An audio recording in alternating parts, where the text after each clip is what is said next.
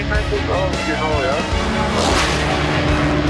Yeah, copy that, Andre. Let's leave it on for these high speed routes on that. Okay, good job, good job. Cool, thank you guys.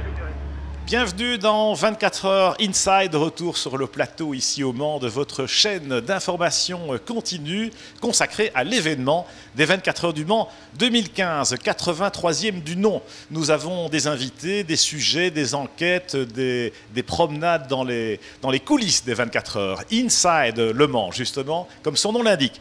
Un premier invité ce midi, c'est Jérôme Mondin. Bonjour Jérôme. Bonjour Pierre. Responsable du programme Endurance chez Michelin Motorsport, évidemment. On est au feu de l'action. Et tout de suite, on va voir le sommaire de cette édition avec au programme, bien sûr, on parlera des pneumatiques puisque Michelin équipe toutes les voitures de pointe ici au Mans dans la catégorie LMP1 en tout cas.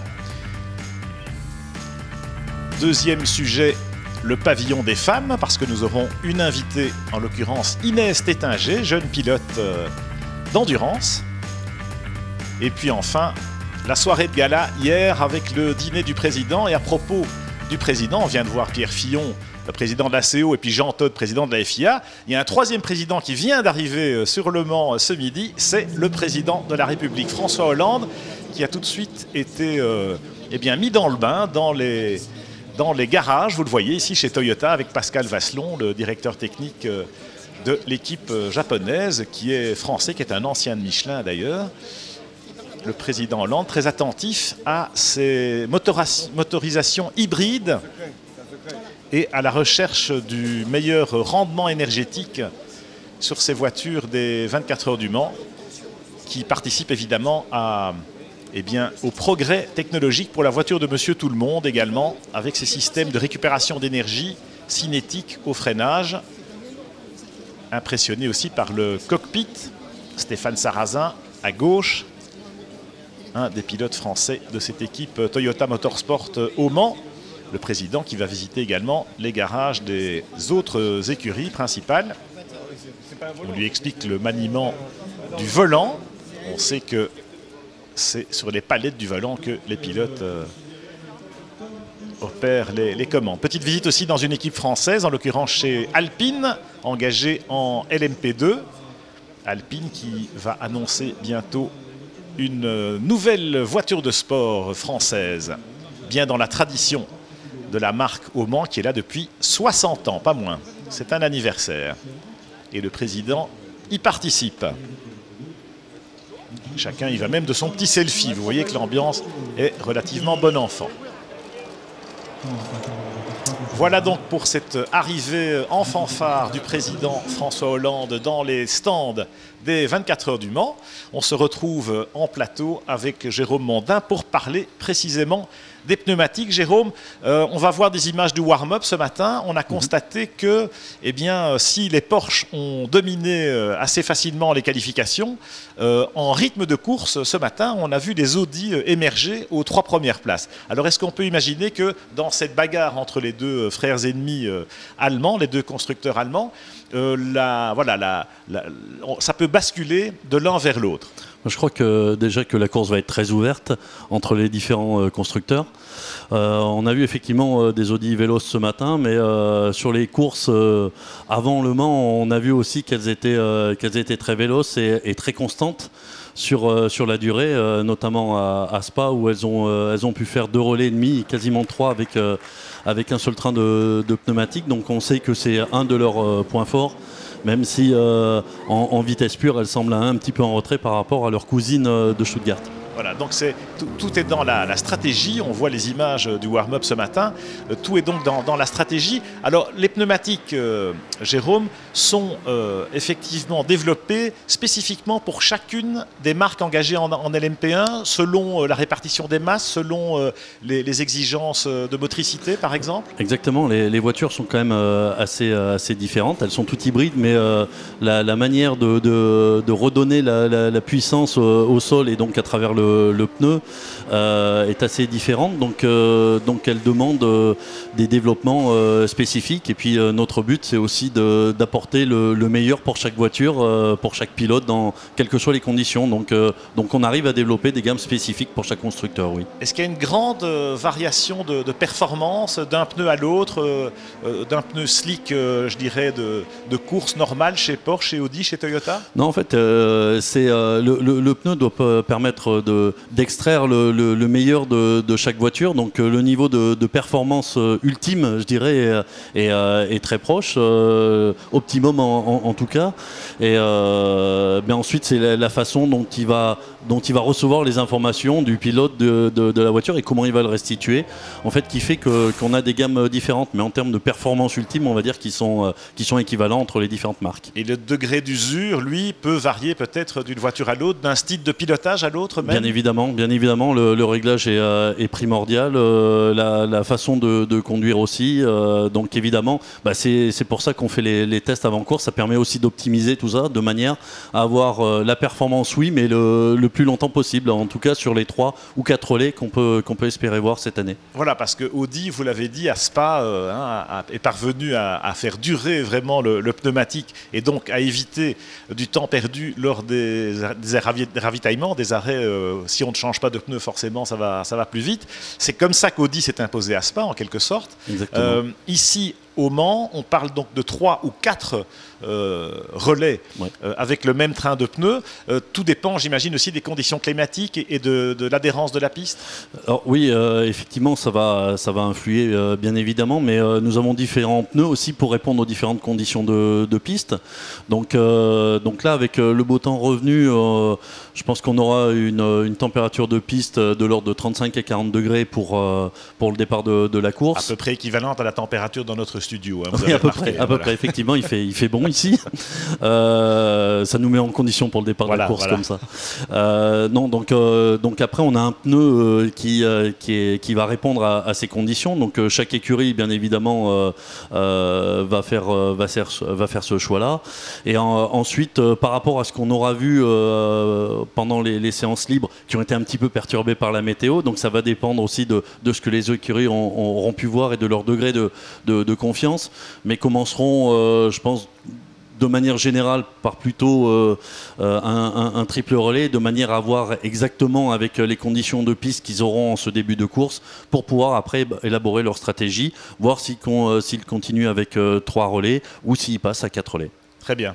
Alors c'est vrai aussi que la nuit, naturellement, la température est plus fraîche, donc ce sont des pneus différents ou bien on prolonge éventuellement leur durée? Ça va dépendre de la température encore qui va faire, mais bien évidemment on pense qu'on va changer de gamme de pneus, je pense un peu après minuit, peut-être entre minuit et 2h du matin, suivant les écuries, parce qu'il faut aussi prévoir le pneu restant longtemps sur la voiture. On ne prévoit pas simplement lorsqu'on met un pneu pour les 3-4 prochains tours, mais pour ce qu'on va avoir dans 2 heures. Donc il faut aussi faire part d'anticipation et prévoir le mieux sur cette durée-là. Mais effectivement, on pense qu'on va passer avec des pneus de gamme différents, avec la nuit, ou de manière générale, on a un pneu qu'on peut appeler nuit, qui sera utilisé entre 15 et 20 degrés au sol, et en dessous, bien évidemment. Voilà, c'est pas une science exacte non plus, parce qu'on sait que la stratégie peut varier selon les incidents de course, les safety cars, etc. Que ça peut bouleverser les plans les mieux établis. Bien évidemment, et puis également entre les réglages voitures, suivant qu'elles sollicitent plus ou moins les voitures, on peut avoir des changements de pneus qui interviendront plus ou moins tôt. Très bien, merci Jérôme. On a aussi appris hier qu'un nouveau constructeur va être au Mans l'année prochaine. Vous équipez aussi la plupart des équipes en catégorie GT, oui, avec Porsche, Ferrari, Corvette, Aston Martin. Et l'année prochaine, il y aura Ford également. Alors c'est vrai que Ford qui revient au Mans, 50 ans après, la première victoire de Ford avec les GT40 en 66, c'est prometteur. Comment est-ce qu'on prépare justement un constructeur comme ça Vous allez participer, j'imagine, à tous les tests de développement d'ici les 24 heures de Daytona, puisque c'est là que ça va commencer pour eux. Bien évidemment, on a déjà commencé à travailler, alors que ça soit de manière un petit peu empirique, on va dire plutôt dans un bureau que sur la piste, mais ça commence par là, par des simulations, et puis on va commencer aussi le travail sur piste, bien évidemment, pour être dès le départ et suivre toutes les évolutions de la voiture, de manière à fournir une gamme optimum, alors déjà pour Daytona effectivement, mais aussi bien évidemment pour les 24 heures du Mans l'année prochaine. Super, merci Jérôme de votre visite. Ah ouais. On va vous laisser repartir parce que je sais que vous avez beaucoup de travail, mais regardez quand même ce que les Américains nous ont préparé pour le retour de la Ford en GT au Mans.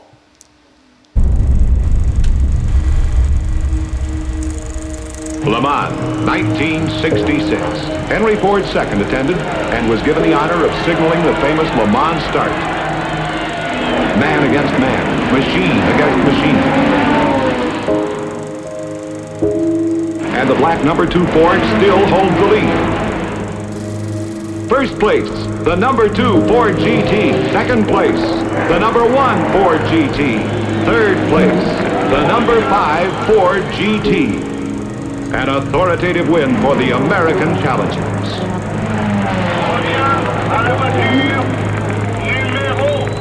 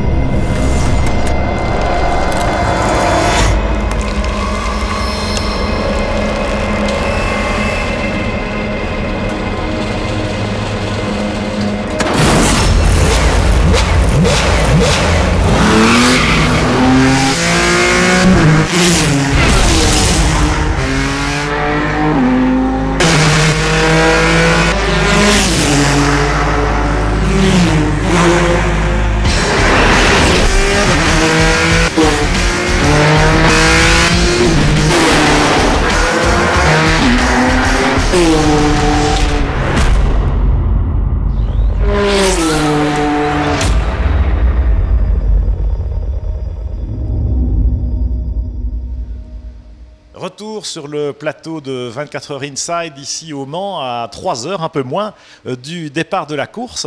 Il y a beaucoup d'animations dans les stands actuellement avec le président François Hollande qui est chez Audi et qui écoute les explications du docteur Wolfgang Ulrich, alors que les deux autres présidents, Jean Todt et Pierre Fillon, bavardent également. Le docteur Ulrich qui parle parfaitement le français. Et voilà, chez Audi, évidemment, tenant du titre, victorieux à 13 reprises dans la Sarthe. Il y a beaucoup à dire, mais on sait que c'est une visite historique, celle du président de la République, puisque ça n'était pas arrivé depuis 1972, la dernière visite présidentielle. On en a parlé ce matin avec le président Georges Pompidou, qui venait à l'époque saluer les Matras victorieuses aux 24 heures du Mans à cette époque. Alors, à propos du président, il y avait hier soir le dîner présidentiel, comme le veut la coutume, ici aux 24 heures, le vendredi soir, le président François Fillon qui accueillait des invités de marque et les représentants de tous les constructeurs engagés au Mans, et quelques personnalités aussi, comme Gérard Larousse, qui préside l'association des pilote des 24 heures du Mans, et Jean Todt, le président de la Fédération internationale automobile, évidemment très présent ici, puisqu'on sait que l'ACO et la FIA sont associés dans le championnat du monde d'endurance, le fameux WEC, le World Endurance Championship. Et puis, quelques belles voitures aussi, pour nous rappeler un peu l'histoire et le patrimoine des 24 heures. La Corvette Stingray, ici pilotée par Jan Magnussen, ou encore la Toyota GT1, celle de Ukyo Katayama, le pilote japonais. D'autres belles mécaniques se présentent, comme cette Aston Martin des années 50 aux mains de Darren Turner, qui lui courra le Mans cette année en catégorie GT pour le constructeur britannique. Et puis d'autres encore, comme la Nissan R90C, la voiture qui avait signé la pole position en 1990 aux mains de Mark Blundell, le pilote anglais, qui a retrouvé le volant de sa belle. Nissan qui revient évidemment au Mans cette année avec sa révolutionnaire GT LMR. Une Ferrari 275 LM aussi, de milieu des années 60, celle de la Scuderia Filippinetti, l'équipe suisse. Et puis vous allez voir, last but not least, on va avoir droit à Monsieur Le Mans, celui du XXe siècle, et puis celui du XXIe. Mais d'abord, pour saluer le retour de Ford, une superbe Ford GT40 MK2. Voilà, Monsieur Le Mans du XXe siècle, c'est évidemment Jackie X avec cette fameuse Porsche 936, la voiture qui avait remporté la victoire en 1977, au terme sans doute de la plus belle remontée de l'histoire des 24 heures avec Jackie X au volant. Et puis l'Audi R8 TDI, la voiture qui a permis à Tom Kristensen, le pilote danois, de devenir le Monsieur Le Mans du 21e siècle avec le record absolu de 9 victoires. Quelle belle image, Jackie X et Tom Kristensen réunis. Et voilà, présentation des pilotes. Jan Magnussen qui ne sera malheureusement pas au départ cette année puisque un gros accident aux essais l'a empêché de poursuivre. La voiture était complètement détruite. Voilà Scott Pruett, le pilote américain qui est là pour le retour de Ford. Mark Blundell avec la fameuse Nissan de 1990. Ukyo Katayama, le pilote japonais de Toyota. Et puis Jackie X, bien sûr, pour Porsche. Bref, une très belle atmosphère avant cette soirée de gala. Et puis Tom Kristensen, le pilote danois, a été nommé Grand Marshal pour cette édition 2015, cette 83e édition des 24 heures du Mans. Tom Kristensen qui sera donc tout à l'heure dans la voiture de direction de course pour lancer l'épreuve dans le tour de formation avec les 55 bolides derrière lui. Voilà ce qu'on pouvait dire de cette soirée. On peut écouter d'ailleurs Tom Kristensen qui s'est confié à notre micro hier soir. I think that's the same. If your automobile make, you still is from the passion, from the people. That's what drives us. And there's nothing better. L'engagement des constructeurs au Mans dépend surtout de la passion et de l'énergie que les hommes y mettent. Et il nous souhaite un très bel événement 2015 qu'il aura l'honneur de parrainer. Tom Kristensen, Monsieur Le Mans, le recordman absolu des victoires ici aux 24 heures avec 9 succès, dont 6 avec Audi, 1 avec Bentley, j'essaie de ne pas me tromper, 1 sur la TWR Porsche, c'était en 97, et 1 avec la BMW V12 en 99. Donc c'est le Monsieur Le Mans du 21e siècle, mais il avait quand même déjà un petit peu commencé dans le siècle précédent. Allez, tout de suite, on marque une petite pause dans cette émission 24 heures Inside avant de se retrouver en charmante compagnie pour la seconde partie. À tout de suite.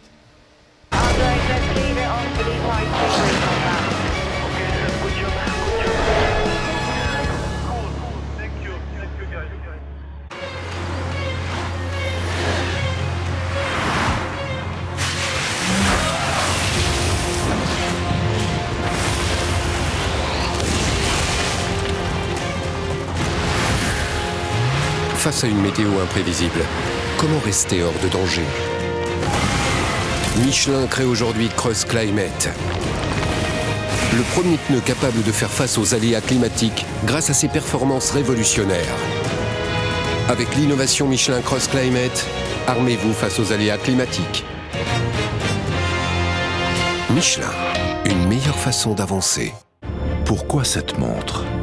Cette montre a vu la mécanique accomplir des chefs-d'œuvre et le passé rattraper le présent. Elle a vu l'homme se dépasser et défier les lois de la physique. Elle a scellé des destins au millième de seconde près. Et elle a vu des champions couronnés. Bien plus qu'une montre, un témoin de son temps.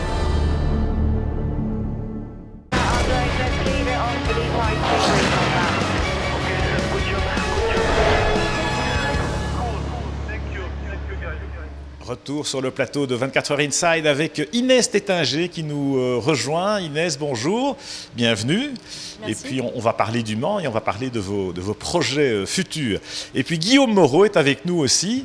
Guillaume qui a déjà participé au Mans et lui qui vit une autre aventure qu'on va évoquer dans quelques instants. Mais Inès, tout d'abord, vous êtes une jeune femme et on sait que cette année-ci, il n'y a pas de pilote féminin au départ des 24 heures du Mans. Donc vous vous êtes dit, au fond, pourquoi pas moi? Parce que vous courez déjà depuis quelques saisons en endurance, notamment dans le championnat V2V, avec des voitures assez proches finalement des protos LMP2 qui courent ici au Mans. Parlez-nous un peu de votre parcours et de cette vocation. D'où vient-elle? Ça fait 6 ans aujourd'hui que je fais du sport auto en V2V. Et j'ai commencé avec mon père. Donc la vocation vient de mon père qui m'a emmené faire du kart quand j'étais petite. On a commencé comme ça. Après, ça s'est surtout suivi avec Philippe Alliot au moment du V2V en 2009. Et depuis 2009, voilà, je suis en V2V, toujours dans le championnat. Et j'espère réussir à faire le Mans très vite. Et souvent aux avant-postes, on vous a vu sur le podium, donc vous avez le niveau, comme on dit, vous avez la compétence. Alors le Mans, c'est un autre step. Hein. Il faut, j'imagine, une préparation spécifique et peut-être courir en LMP2 dans la série européenne LMS. Le Mans, c'est une course très difficile qui demande beaucoup de préparation, autant au niveau du pilotage. C'est une course qui demande beaucoup de temps, qui demande beaucoup de physique. Et je pense qu'il ne faut pas prendre ça à la légère. Et voilà, il faut arriver au Mans et être prêt. Bon, vous souhaitez d'être là en tout cas au départ en 2016, Inès. Que pensez-vous de cette initiative du pavillon des femmes que la CO a lancé cette année? Les hommes ont été tolérés uniquement pour la soirée d'inauguration et j'y ai été. Mais visiblement, il y a une atmosphère très conviviale et il y a d'autres anciennes pilotes féminines précisément qui sont là pour partager leur passion avec vous. Oui, il y a eu Vanina X qui était à l'inauguration jeudi. Et voilà, je trouve ça très intéressant, c'est nouveau, c'est quelque chose de sympa, on accueille les femmes, c'est autant pour les femmes des pilotes, pour pas qu'elles s'ennuient tout le temps et qu'elles aient tout le temps ce brouhaha du paddock, et autant pour nous mettre en valeur, nous, femmes pilotes, et faire un peu parler de ce sport masculin avec les femmes. C'est vrai que vous évoquez Vanina X. Hein, c'est elle, la dernière à avoir décroché un résultat significatif ici au Mans. C'était en 2011. Elle a terminé 7e au général en LMP1 sur un proto Lola Aston Martin.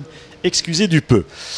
Guillaume Moreau, on est content de vous revoir sur le circuit du Mans. On se souvient de ce grave accident qui vous a écarté des paddocks hein, pendant quelques mois. Avec l'équipe Hawk Racing, vous êtes resté très impliqué. Alors parlez-nous d'abord de cette expérience douloureuse et puis de votre manière comment dirais-je, de vous réinsérer dans la course automobile aujourd'hui. Bon, déjà, merci de m'accueillir. Très sympa à vous. C'est vrai que j'ai traversé un moment très, très douloureux après cet accident du 3 juin, ce fameux 3 juin 2012. Voilà, ça fait 3 ans. Aujourd'hui, je vais mieux. Vous savez, quand on vous annonce que vous avez 20% de chance de remarcher un jour, et encore, moi, j'étais pas conscient, mais c'est à la famille. Bon, ça met quand même un gros froid. Et à partir de ce moment-là, bon, la course auto, on l'aime moins. Bon, malgré tout, j'ai passé depuis ma carrière du karting en passant par des formules d'antichambre de F1 jusqu'à l'endurance. Plus de temps quasiment sur les circuits qu'avec ma famille, donc ça reste une seconde famille. C'est vrai que dès que le corps va mieux, je vous cache pas qu'on a envie de revenir. C'est pour ça que j'ai gardé des liens très très forts, notamment avec Jacques Nicolet, qui est un patron extraordinaire, qui m'a soutenu dans des bons moments. Mais vous savez, la différence, et ça c'est valable dans le sport de haut niveau, on la fait pas quand tout va bien. C'est facile d'aller bien quand tout va bien, mais quand tout va mal, c'est là où on fait vraiment la différence. C'est là où on peut voir des caractères ressortir. C'est là où on voit des fois des équipes ressortir quand c'est des moments difficiles. Je pense que ça a été un petit peu le cas. J'ai eu de la réussite forcément. Voilà, je pense qu'il y a beaucoup de choses depuis mon accident aussi qui ont été dans le bon sens sur la sécurité. Je vous cache pas que aujourd'hui je vends des Ligier voilà, pour Jacques Nicolet et pour Unrock, notamment l'aide à la commercialisation. Donc je suis un peu une carte joker qu'on peut sortir à n'importe quel moment. Oui, Ligier notamment dans ce nouveau règlement LMP3, je crois. Voilà, exactement, aussi LMP2, LMP3. Bon, je vous cache pas que quand je vois la voiture, je me dis bon, tu vois Guillaume, si tu n'avais pas eu de problème, tu serais sûrement là ou peut-être ailleurs. Mais bon, en tout cas, je pense qu'il ne faut pas être aigri. J'ai eu beaucoup de chance. J'ai traversé un moment très difficile. Aujourd'hui, la course auto, bon, j'y pense quand même un petit peu, mais bon, je ne sens toujours pas mon pied droit. j'ai pas la sensibilité effectivement sur la jambe, voilà, j'ai pas retrouvé le muscle des mollets, ça paraît quand même très difficile aujourd'hui de revenir, en tout cas à ce niveau-là. Ok, merci Guillaume. Mais c'est vrai que le sport automobile est dangereux, hein, le risque zéro n'existe pas, on le sait. Pas plus que d'autres, mais bon, il reste dangereux. Je pense que honnêtement, les idées dans la tête, si on pense que c'est très dangereux, je pense finalement il n'y a pas tant de risques que ça. Il y en a bien évidemment, mais moins que dans certains sports. Mais il existe, la preuve, hein, je suis la preuve vivante qu'il existe. Bien sûr. Inès, qu'est-ce que ça vous inspire justement la notion de danger en course automobile et de prise de risque? On dit parfois que la différence de performance éventuelle entre un homme et une femme dans ce sport-là, c'est peut-être l'instinct de conservation, c'est peut-être le fait qu'on est un peu différent quand même. Je pense pas vraiment au risque. Je sais qu'on fait un sport qui se dit dangereux. Ça peut être dangereux. Je sais que je peux avoir un accident quand je monte dans la voiture, mais je peux très bien aussi aller me faire écraser quand je sors de chez moi. C'est ma passion, j'aime ça et je veux pas penser au négatif. Si j'ai un accident, voilà, c'est que je l'ai cherché, mais j'ai pas envie d'arrêter ma passion par peur d'avoir un accident. Donc vous assumez la prise de risque, c'est bien. Absolument. Eh bien, écoutez, on vous souhaite à tous les deux, en tout cas, un avenir rayonnant sur la piste pour Inès, espérons-le, au départ des 24 heures du Mans l'année prochaine. Et pour Guillaume, sur les circuits, en tout cas, dans un autre rôle sans doute, mais en continuant à partager cette belle passion. Merci à tous les deux. Merci beaucoup. Alors, on va maintenant s'intéresser à d'autres coulisses des 24 heures du Mans, parce que vous savez que c'est le thème de notre 24 heures Inside, hein, comme son nom l'indique. Et vous savez que l'impact médiatique des 24 heures du Mans, c'est quelque chose d'absolument énorme. Alors, on parlait du pavillon des femmes tout à l'heure, ou des femmes pilotes avec Inès. On sait que les femmes sont omniprésentes au Mans, notamment dans la salle de presse. On va tout de suite aller faire une petite visite du Media Center. Ici, on se trouve dans le Media Center des 24 heures du Mans, où on accueille toute la population médias, photographes, new médias et presse écrite et radio. On a à peu près 500 places pour accueillir tous ces médias. Au total, on doit accréditer 1400 personnes d'une quarantaine de nationalités. On accueille des journalistes de Nouvelle-Zélande, du Chili, Mexique, Russie. Pendant la course, effectivement, c'est ouvert 24 heures sur 24. Pour les essais, on a une permanence au moins jusqu'à 3 heures du matin parce que passer les essais, les journalistes ont encore besoin de travailler, d'envoyer les sujets, les photos, etc. Donc oui, on assure une permanence, une amplitude horaire assez importante pour leur faciliter le travail. L'organisateur met en place un système d'accréditation en ligne qui est disponible 6 mois à peu près avant l'événement. Chaque média est en mesure d'envoyer ses équipes, donc avec une lettre de mission à l'appui, documents justificatifs aussi de mission, carte de presse, etc. Et puis on exige également des justificatifs de ce que la personne ou les équipes ont réalisé les années passées sur le sujet 24 heures et championnat, et découvrir ces nouveaux médias qu'on aimerait aussi séduire et puis permettre une couverture un petit peu plus diversifiée. Donc on est aussi attentif à toutes les autres demandes qu'on peut recevoir et qui sont un peu hors du cadre motorsport.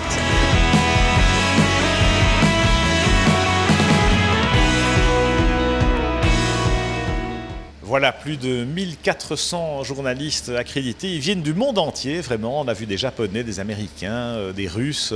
L'intérêt pour Le Mans est tout à fait mondial et on s'en rend compte dans les travées de la salle de presse. Une salle de presse qui est vraiment une véritable fourmilière et où tous les médias cohabitent, hein, et notamment les nouveaux médias. On parle de ces réseaux sociaux et de cette révolution médiatique qui est en marche.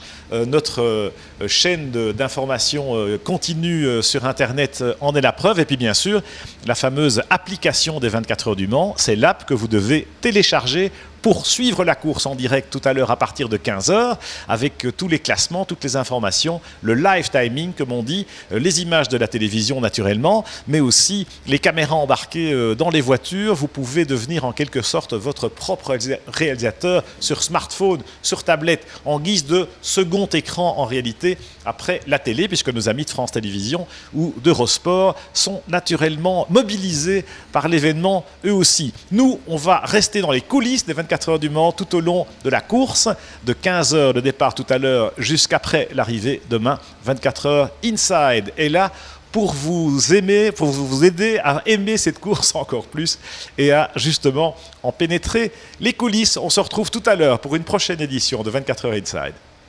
L'application 24 heures du Mans, une immersion exceptionnelle au cœur de la plus grande course d'endurance au monde. Tout sur les équipes et les pilotes, les chronos, les classements et des dizaines de vidéos à la demande.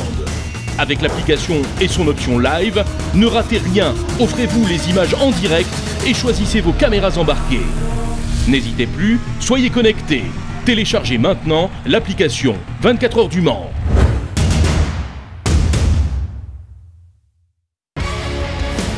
Defensive of Genoa. Yeah, copy that, Andre. Let's leave it on for the 533 contact. Okay, good job, good job. Cool, thank you guys.